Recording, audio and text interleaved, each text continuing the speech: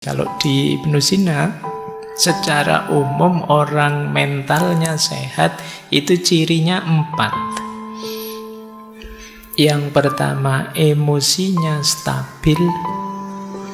Yang kedua, pikirannya jernih. Yang ketiga, lahir batinnya harmonis, jiwa dan tubuhnya selaras. Dan yang keempat, bisa menghidupkan spiritualitas dan moralitas.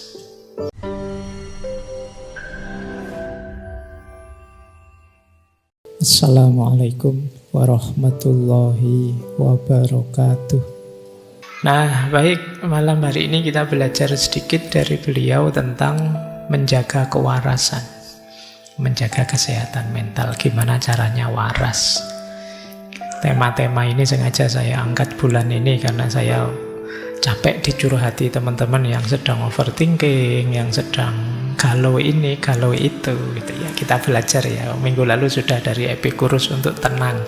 Sekarang kita belajar untuk menenangkan jiwa dengan cara memahami mental kita. Ya termasuk nanti ada hubungannya dengan akal. Baik, bismillah, kita mulai belajar tentang kesehatan mental dari Ibnu Sina. Saya awali dari sini saja ya. Jadi Ibnu Sina itu punya kategori kondisi tubuh kita, kondisi diri kita itu 3. Kita kan selalu menyebutnya hanya 2. Kalau tidak sehat ya sakit. Tapi kata Ibnu Sina, enggak, kita itu ada 3 kondisi diri kita. Yang pertama adalah sihah. Kalau ini ya jelas sehat. Yang kedua marid. Marid itu sakit. Sehat itu apa? Beliau mendefinisikan sehat itu tubuh kita sesuai tabiat dan susunannya, kemudian kinerjanya normal. Itu sehat. Jadi kondisinya natural, kinerjanya normal. Itu sehat. Kebalikannya namanya sakit. Berarti ya kalian kalau ingin tahu saya sehat apa tidak, ya cek dirimu ya, apa-apanya normal enggak. Kalau ada yang tidak normal, ya ada yang tidak beres. Mbok sekedar kamu, saya kok bolak-balik menguap, terus bolak-balik ngantuk. Mungkin ada yang tidak normal juga. Padahal tadi sudah tidur, itu berarti nggak normal. Pokoknya kinerjanya normal, situasinya alami, natural, tabiatnya dan susunannya normal, berarti kita sehat. Kalau tidak begitu, berarti kita sakit. Termasuk nanti jiwamu. Cuma beliau nambah 1 kategori lagi. Ini kategori tengah-tengah. Laisat bisihah wala marot. Disebut sehat tidak bisa, disebut sakit juga tidak bisa. Jadi kalau disebut sakit, gejalanya belum muncul. Tapi kalau disebut sehat, kok rasanya ada yang tidak beres dengan diri kita. Nah, ini kalian dapat kategori lagi ya. Kadang-kadang kalau ketemu teman itu, gimana kabarnya, sehat? Itu boleh kalian ya jawab, rasanya sehat juga ndak, tapi sakit juga ndak. Itu kategori ketiga itu. Jadi apa di antara cirinya? Ya banyak sih beliau menyebut, tapi antara lain itu. Kalau tiba-tiba teman-teman merasa capek terus, kelelahan yang kronis, itu mesti ada yang tidak beres. Apakah itu karena mental atau karena fisik yang tidak beres? Itu biasanya kalian rasanya capek. Perasaan istirahat cukup, makan cukup, tapi rasanya kok lemes terus ya. Mungkin ada yang tidak beres.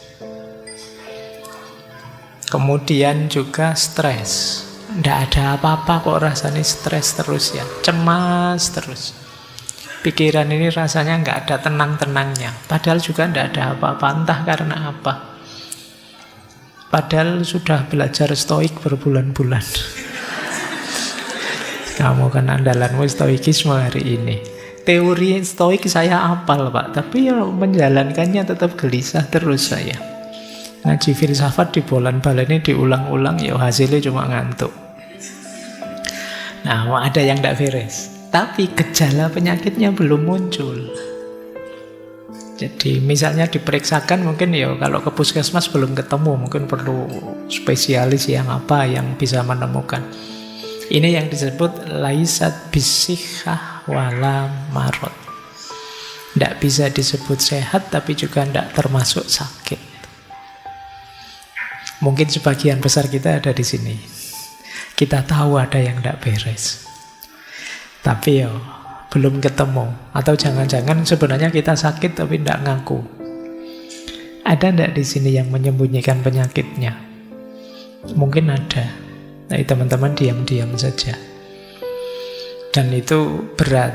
Karena penyakitnya sendiri sudah berat, kalian menyembunyikan itu juga berat. Urusannya mental. Nah, siap-siap ya, hati-hati. Dan itu kalian sendiri yang tahu kok. Tidak akan saya tanya satu-satu. Tapi ayo kita sayangi diri kita. Baik. Jadi ini ya kondisi tubuh kita hari ini, sehat, sakit, atau antara-antara. Sehat juga enggak, sakit juga enggak. Kita lanjutkan. Tema kita malam hari ini lebih ke kesehatan mental. Kalau tubuh yang sakit mungkin ya ke dokter, karena kita bukan dokter jadi tidak tahu. Tapi mental sehat, itu mungkin kita bisa mengidentifikasi. Kalau di Ibnu Sina, secara umum orang mentalnya sehat itu cirinya 4. Yang pertama, emosinya stabil. Yang kedua, pikirannya jernih. Yang ketiga, lahir batinnya harmonis, jiwa dan tubuhnya selaras. Dan yang keempat, bisa menghidupkan spiritualitas dan moralitas. Jadi ini berhubungan dengan diri kita. Jadi emosi stabil. Emosi stabil itu bukan berarti tidak pernah marah atau tidak pernah sedih. Tidak. Ya bisa marah, bisa sedih, tapi bisa kita kendalikan. Jadi bisa kecewa, bisa stres juga, tapi tidak berlebihan. Bisa kita kendalikan. Ini namanya emosinya stabil. Tidak meledak-ledak, juga tidak apatis, tidak bisa dipengaruhi, tapi ya bisa. Cuma ya stabil saja. Kita masih bisa mengendalikannya. Ya wajarnya manusia bisa marah, wajarnya manusia bisa kecewa, wajarnya manusia bisa stres, tapi bisa dikendalikan. Ini berarti kita masih sehat. Jadi tidak usah galau, Pak saya kok marah terus ya Pak. Ya asal kalian masih bisa mengendalikannya, masih tergolong sehat. Tapi kalau kalian marah terus tidak bisa mengendalikan, lupa diri, tidak bisa ngontrol diri, sehingga efeknya marah jauh lebih besar daripada sebabnya, ada yang tidak beres. Mulai harus introspeksi. Kemudian pikiran kita jernih. Pikiran jernih itu berfungsi normal. Jadi bukan berarti harus pinter selevel para filosof, tidak begitu. Pikiran jernih itu bisa kita pakai untuk hidup sehari-hari, untuk hidup normal. Kadang-kadang ada orang yang pikirannya tidak fokus, terganggu, dipakai mikir tidak bisa, buntu, dan lain sebagainya. Jadi hidupnya mungkin mengandalkan insting saja, dia kalau diajak mikir tidak nyampe, bingung. Nah, ini pikirannya tidak jernih. Atau terganggu oleh mindset macam-macam, wawasan dari medsos apa dan lain sebagainya, sehingga tidak jernih. Pikiran tidak jernih itu misalnya kalian tidak bisa membedakan ini sehat, ini tidak sehat, ini menyenangkan, ini menyedihkan, ini baik, ini buruk. Itu pikiran harus bisa ini. Kalau tidak bisa, ayo kalian cek lagi ya, waras apa enggak. Karena orang yang pikirannya kacau kan kita menyebutnya kurang waras. Makanya di berbagai sesi kalau bicara tentang filsafat selalu saya wanti-wanti, hati-hati loh ya, manusia itu kuncinya di akalnya.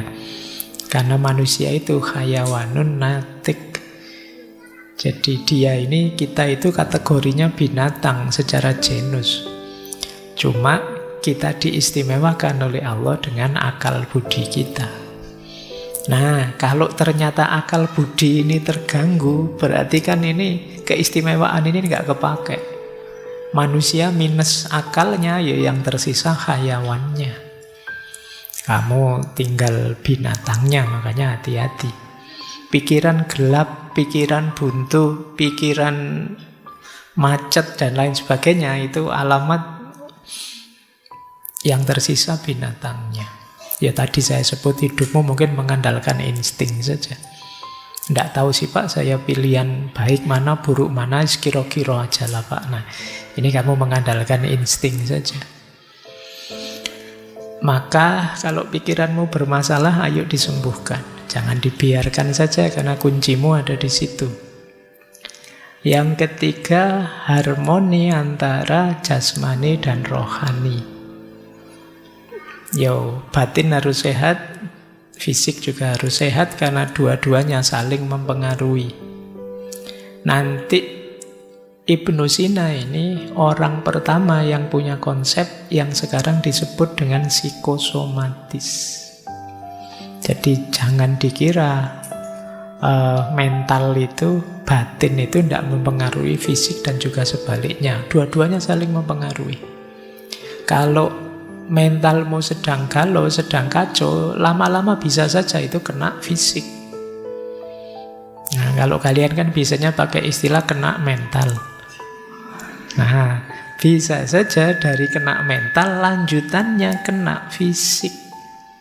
Sakit beneran. Pernah enggak kalian ngalami apa-apa, nilaimu tiba-tiba drop, jatuh, terus pulang-pulang kamu ngereges? Panas badanmu. Nah, itu jenis bagaimana kondisi mental bisa mempengaruhi fisik. Nah, nanti teorinya panjang dari Ibnu Sina. Dan yang keempat, jangan lupa batin kita itu ada unsur spiritualitas, ada fitrah religiositas, ada nurani yang mendorong kita untuk bermoral. Ini juga harus hidup. Kalau ini tidak hidup, ada yang hilang dari kemanusiaan kita. Jadi kalau kalian hanya fokus di tiga yang atas, lupa bahwa kita punya spiritual, ada unsur moralitasnya, ya nanti ada bagian tertentu hidupmu yang hilang. Itu kadang orang merasa hampa, merasa jemu, merasa tidak bermakna, dan lain sebagainya. Karena urusan makna hidup, kedalaman hidup itu adanya di spiritualitas. Jadi ayo dicek kalian termasuk mentalnya sehat apa tidak. Kalau tidak, ayo diobati pelan-pelan. Karena sulit kalian bisa sukses kalau dalammu tidak sehat, mentalnya tidak sehat. Kita lanjutkan. Nah, ini konsep dasarnya Ibnu Sina. Kita kenali dulu ya sisi dalam diri kita, jiwa kita. Hubungannya dengan akal, hubungannya dengan kesehatan mental. Kata Ibnu Sina, jiwa kita itu ada 3 unsur. Kadang orang menyebutnya 3 daya, 3 kekuatan. Yang pertama, jiwa nabatiyah, vegetatif. Itu isinya tumbuh dan reproduksi. Jadi dorongan untuk tumbuh, bereproduksi. Tiba-tiba teman-teman ingin makan, lapar, ingin kawin, bereproduksi. Itu muncul dari daya jiwa namanya vegetatif, jiwa nabatiyah, seperti tumbuh-tumbuhan. Nanti ada unsur hayawaniyah. Ini hubungannya dengan emosi, keinginan, cita-cita, nyari enak, nyari senang, persepsi indrawi. Ini jiwa hayawaniyah. Jadi kalian punya keinginan apa, punya hasrat apa, punya emosi apa. Nah itu hayawaniyah, jiwa sensitif. Yang ketiga ada insaniyah, jiwa rasional. Berpikir, memahami, termasuk unsur moralitas, spiritualitas, itu bagian dari daya jiwa insaniyah. Jadi lapisan diri kita, jadi di balik yang jasad ini, di dalamnya ada aspek vegetatif, sensitif, rasional, nabatiyah, hayawaniyah, dan insaniyah. Yang disebut kesehatan mental, kata Ibnu Sina itu kalau antara hayawaniyah dan insaniyah seimbang. Saling mendukung, saling selaras, emosi dan pikiran saling selaras. Cuma kata Ibnu Sina, keselarasan di dalam itu harus dikomandoi oleh insaniyah, oleh yang rasional. Jadi akalnya harus menang, rasionalnya harus menang, ilmunya harus menang. Jadi jangan dibiarkan hayawanannya dominan atau vegetatifnya dominan. Apa ada Pak orang yang hayawanannya, kehewanannya lebih dominan? Ya ada orang yang ambisi, emosional, segala cara ditempuh asal cita-citanya tercapai, itu hayawaniyahnya dominan. Tidak peduli aturan, tidak peduli norma, hayawaniyahnya dominan.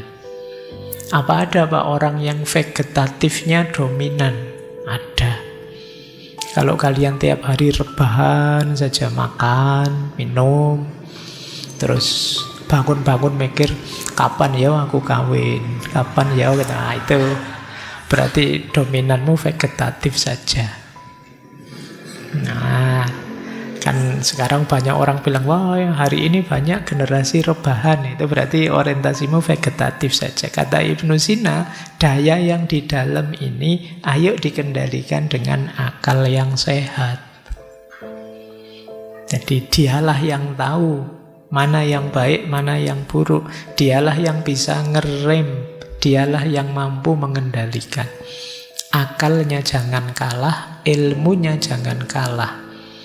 Cuma syaratnya tadi, akalnya harus jernih, pikirannya harus jernih. Ya kalau pikiranmu sudah kacau, ya sulit. Pikiran bisa mengendalikan. Jadi ini kesehatan di dalam. Makanya kata beliau, akal itu perannya 3 kalau bisa ya. Dia harus mengendalikan.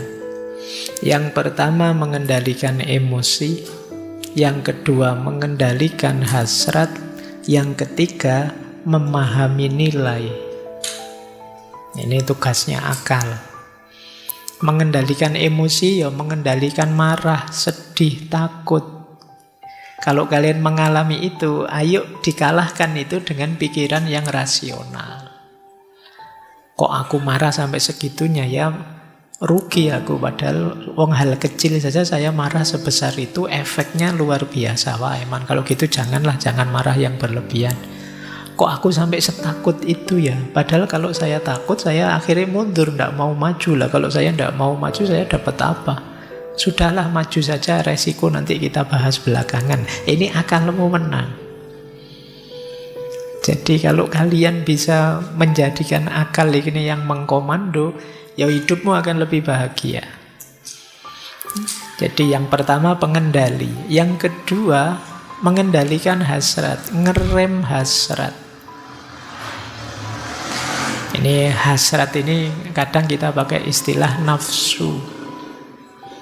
Yang bisa ngerem nafsu itu harus akal. Misalnya tiba-tiba apa ya, pacarmu misalnya WA, nginep yuk misalnya. Ayo kan, terus pikiranmu macam-macam kan, wah ini.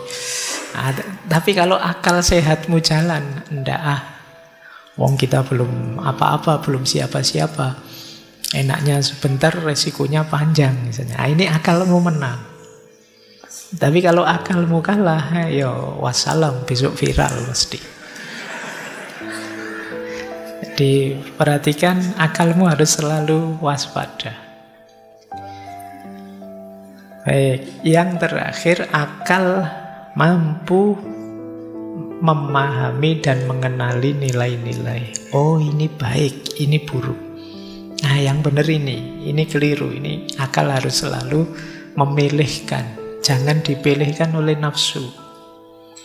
Dipilihkan oleh ketamaan, dipilihkan oleh hasrat ingin menguasai, dipilihkan oleh dorongan seksual dan lain sebagainya. Tapi pastikan yang milih itu akal. Syaratnya akal harus sehat. Oke ya, jadi batin kita yang 3 lapis tadi, semoga pengendali dan rajanya adalah akal. Karena kalau yang menang yang lain-lain, kalau yang menang yang vegetatif itu biasanya kita cenderung hidup ini nyari enak saja, tidak mau tidak enak. Kalau kita ada di yang sensitif hayawaniyah, itu ambisius. Kadang menghalalkan segala cara, tidak tahu kapan berhentinya, pokoknya nabrak terus, maju terus. Nah, yang terakhir yang harus menang, daya insaniyah. Disitulah kita jadi manusia. Karena kalau yang pertama, yang nabati itu kita jadi tumbuhan saja, belum jadi manusia. Kalau di hayawaniyah kita jadi hewan. Ayo jadi manusia. Pencirinya manusia akal. Baik, ini yang tentang akal sudah ya. Disitulah pentingnya akal sehat. Sekarang kita mulai masuk ke kesehatan mentalnya. Nah, sebelum ke sana, kita pahami dulu hubungan antara batin dan lahir, jiwa dan tubuh dalam pikirannya Ibnu Sina. Jadi Ibnu Sina punya pandangan secara umum begini. Yang pertama, jiwa itu penggeraknya tubuh. Jadi jiwa adalah prinsip kehidupan. Kita itu kalau hanya jasmani saja, tidak ada jiwa, namanya bukan manusia. Tanpa ada jiwa, tubuh itu hanya materi yang tidak punya kehidupan. Kalau kalian misalnya tiba-tiba lihat tergeletak sesosok manusia yang tidak ada nyawanya, tidak ada jiwanya, kamu mendekat atau lari? Mesti ngeri kan kamu. Ini secantik apapun, seganteng apapun, kalau tidak ada jiwanya, kita menyebutnya bukan manusia, karena jiwa itu adalah penggeraknya tubuh. Kata Ibnu Sina, jiwa menggunakan tubuh sebagai alat untuk menjalankan fungsi-fungsinya. Untuk berpikir, ada alatnya namanya otak. Untuk bergerak, ada alatnya namanya otot. Untuk merasa ada alatnya namanya indera. Otak, otot, panca indera itu kan fisik, tubuh. Tapi dia jadi alatnya jiwa, jadi kendaraannya jiwa. Mata dengan melihat. Melihat itu kan unsur kejiwaan, tapi mata itu unsur tubuh. Dan dua-duanya kerjasama, itu yang dimaksud saling berhubungan. Tidak mungkin ada kita bisa melihat kalau dua unsur ini tidak ada. Atau salah satu saja yang ada. Matanya ada sih Pak, cuma daya melihatnya yang tidak ada. Ya tetap kita tidak bisa melihat. Daya melihatnya ada Pak, tapi tidak pakai mata Pak. Itu mata batin atau mata apa gitu. Tidak bisa, ya tetap tidak jalan. Mungkin bisamu kira-kira. Sama dengan telinga dan mendengar, hidung dan bau. Saya kepleset mencium. Kamu biasanya kan kamu hidung untuk mencium itu. Hidung untuk membau, awas keliru kamu. Kalau ciuman kan tidak pakai hidung. Jadi jiwa dengan tubuh. Nah, tapi yang kedua jangan lupa juga tubuh itu wadahnya jiwa. Kalau ndak ada tubuh, ndak ada yang jasmani, jiwa juga ndak berarti. Tadi kalian ketemu jasad saja ndak ada nyawanya lari. Apalagi ketemu jiwa saja ndak ada jasadnya. Kamu tambah ngeri mesti. Gitu. Jadi jiwa itu wadahnya tubuh. Bahkan nanti saling mempengaruhi. Ini ternyata ya memang dekat, saling berhubungan. Maka jangan disepelekan. Pak, saya filsafat saja Pak, urusan materi, urusan jasad itu. Loh, tapi kalau tidak ada jasad, bahkan pikiranmu tidak ada wadahnya. Ya otak itu kan bisa dicek, bisa dilihat, bisa itu ya kerja berpikir ada di situ. Kalau tidak ada itu ya tidak ada hubungannya Pak otak sama mikir. Ya coba otakmu dibuang. Wong kamu kebentur sedikit saja puyeng ya, terus pikiranmu kan terganggu. Jadi ini dua-duanya saling berhubungan. Makanya kemarin di Epikuros itu ya nomor 1 tetap sehat. Sepinter apapun kamu kalau tidak sehat, tidak ada gunanya. Kamu hafal kitabnya Aristoteles tadi, tapi terus tiap hari batuk, tiap hari puyeng, tiap hari pusing, ya metafisikanya Aristoteles tidak ada gunanya. Lebih berguna paramek atau apa gitu. Kalau kamu sedang sakit. Oke ya. Baik, jadi ini dua prinsip awal, hubungan jiwa dan tubuh. Kemudian ini yang tadi kita sebut psikosomatis ya. Jiwa mempengaruhi tubuh dan juga tubuh mempengaruhi jiwa. Emosi, pikiran, kondisi mental mempengaruhi jasmani kita. Kalau kita stres, cemas, kemudian perutnya mules, kepalanya pusing, tekanan darahnya naik, nah itu pengaruh jiwa terhadap tubuh. Makanya ada peribahasa di dalam tubuh yang sehat ya terdapat jiwa yang sehat juga, mens sana in corpore sano. Saya lupa itu dulu ada filosofi yang punya teori itu. Sebaliknya juga begitu.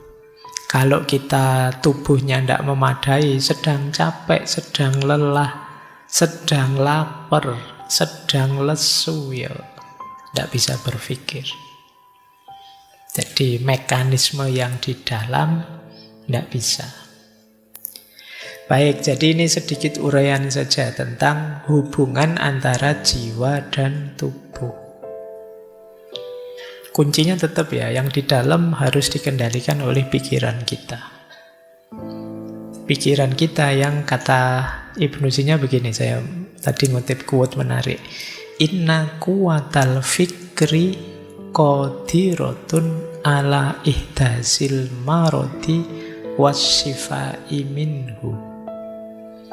Sesungguhnya kekuatan pikiran itu mampu melahirkan penyakit dan juga menyembuhkannya. Nah ini dasarnya pikiran, dasarnya akal tadi. Kalau pikiran kita positif-positif, kita lebih ceria, lebih segar, lebih sehat. Tapi begitu pikiran kita negatif-negatif, ya kita akan sakit. Jadi pikiran jadi kuncinya.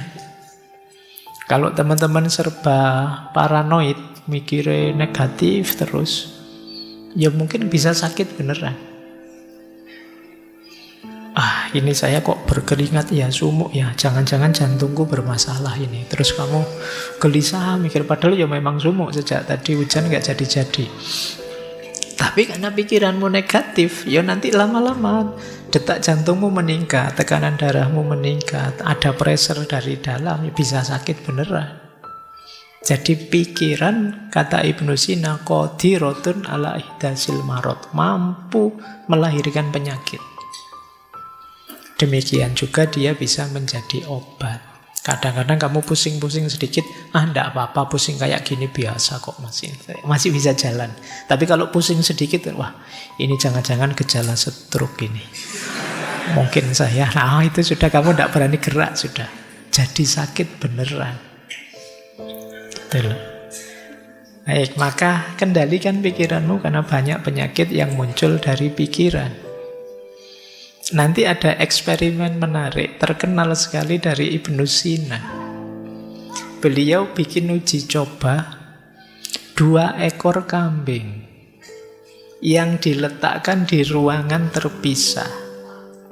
Kambing yang satu ruangannya terisolasi, tidak lihat apa-apa. Cuma kambing yang satunya ruangannya dijajarkan dengan ruangan serigala. Meskipun serigalanya tidak bisa mencapai kambing itu, cuma di depannya kandangnya serigala. Ternyata meskipun diberi makan yang sama, di treatment yang sama, kambing yang kedua yang tiap hari lihat serigala itu pelan-pelan sakit, jadi lemah, akhirnya mati. Sementara kambing yang satunya segar, biasa saja, sehat. Nah, ini eksperimennya kambing. Jadi ini untuk membuktikan tadi loh, bahwa pikiran itu ternyata berpengaruh. Ya kambing yang kedua tadi mungkin tiap hari stres nonton, aduh serigala di depanku ini, nanti kalau saya dimakan gimana. Pikirannya kan begitu terus. Tiap hari dia ketakutan. Meskipun serigalanya ndak nabrak kita, wong dia ada di kandangnya. Itu sama kayak kalian ndak mau ngapa-ngapain karena khawatir bahaya ini, bahaya itu. Stres sendiri. Mau naik motor nanti kalau tabrakan gimana? Naik kereta, yuk kadang-kadang kereta api itu juga jadi bingung. Kamu mikir negatifnya terus. Sekelilingmu ini kamu lihat tuh. Lihat laki-laki, wah laki-laki ganas semua sekarang, garangan kabeh iki misalnya. Terus kamu takut, tidak berani berinteraksi. Nanti yang cowok lihat perempuan, perempuan itu penipu, penggoda semua. Pikiranmu negatif terus, ya efeknya ke dirimu sendiri. Kamu milih sakit atau milih sehat, ya sebagian besar dari dirimu sendiri. Pikiranmu. Jadi ya jangan sampai kita seperti kambing yang kedua. Ya bahaya di sekeliling kita selalu ada, tapi kan tidak selalu sampai ke kita. Ya nanti kalau sampai baru dibahas. Wong belum sampai saja kok kamu mikirnya sepanjang itu. Ya.